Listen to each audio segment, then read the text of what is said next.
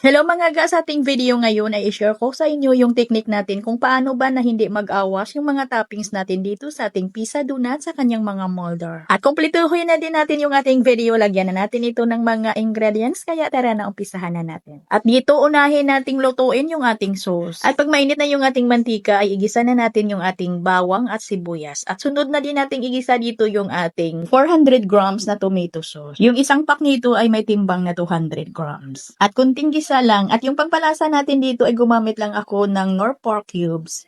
At para may kunting tamis yung ating sauce ay maglagay tayo dito ng banana ketchup at yung light brown sugar. At dito sa niluto nating sauce mga guys, hindi na po ako dito naglagay ng tomato paste. At pakuluin lang natin ito ng kunting kulo lang at pagkatapos ay okay na. Iset aside lang natin ito, gawa naman tayo ng ating puto mixture. Yes mga guys, parang puto lang yung mixture natin. So dito para hindi lang masyadong matamis yung ating mixture kasi ay maglagay lang naman tayo dito ng mga toppings sa ibabaw. Ay gagamit lang tayo dito ng 2 cups ng white sugar. 2 tablespoon rock salt, 1 tablespoon vanilla extract, at 3/4 cup na mantika. Yung 4 cups natin na tubig ay huwag lang muna nating ibuhos agad lahat dito. Tunawin muna natin yung asin at asukal bago natin ito lagyan ng ating 1 kilo na cake flour. Dito sa ating harina ay pwede talaga na gumamit tayo ng all-purpose flour. At kailangan lang po nasalain lang natin yung ating harina bago natin dito ilagay. Mga yung aking harina ay nasala ko na ito.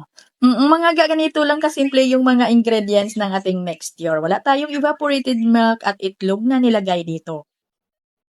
At maglagay tayo dito ng 4 tablespoon na baking powder. Haluin lang po natin ito ng mabuti hanggang sa kuminis yung ating mixture. At paunti-unti lang talaga yung paglagay natin ng ating tubig para hindi tayo dito magkaroon ng maraming bilog-bilog ng ating harina.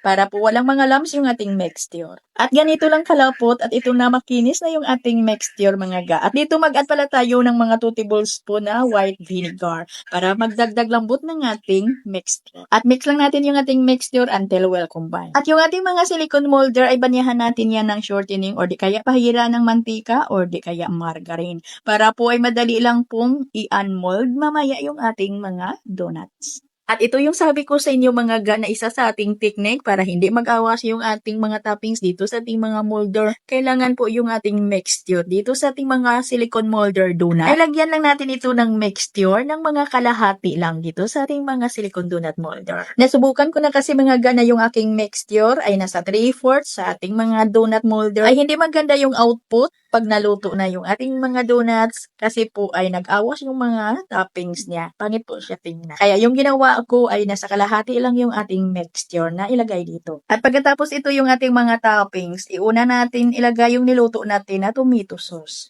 At ito yung iba nating toppings. Gumamit lang ako dito ng ham at hotdog at red and green bell pepper at yung tidbits. At yung gamit ko dito na cheese ay yung deli queso. At isa lang natin ito agad mga ga at kailangan ay kulong-kulo na yung ating tubig bago natin ito isala. At ito din yun mga ga yung pangalawang technique natin dito para hindi aawas yung mga toppings natin. Kailangan sa pagluto natin dito yung apoy ng ating kalan ay katamtamang hina lang na yung hindi talaga malakas para hindi uumbok yung ating mga donuts. Para hindi masyadong uumbok. Kasi pag masyadong malakas yung apoy ng ating kalan dito ay uumbok ito ng tudo kaya mag-aawas yung mga toppings natin ay masayang lang at pangit din tingnan. At madali lang po talaga itong tanggalin basta banyahan lang natin ng shortening or di kaya margarine yung ating mga molder. Itong silicone donut molder natin ay mabibili lang natin ito sa Orange Apps. At large yung sizes nito mga ga. At sa 1 kilo natin na harina ay nakagawa tayo dito ng 62 pieces. At ang bintahan ko po dito ay 15 pesos. Kayo mga guy mag-costing lang kayo. Pwedeng tataas at pwede ding bababa yung mga bintahan ninyo dito. Basta mag-costing lang kayo. At hanggang dito lang yung ating video. Maraming salamat at bye-bye.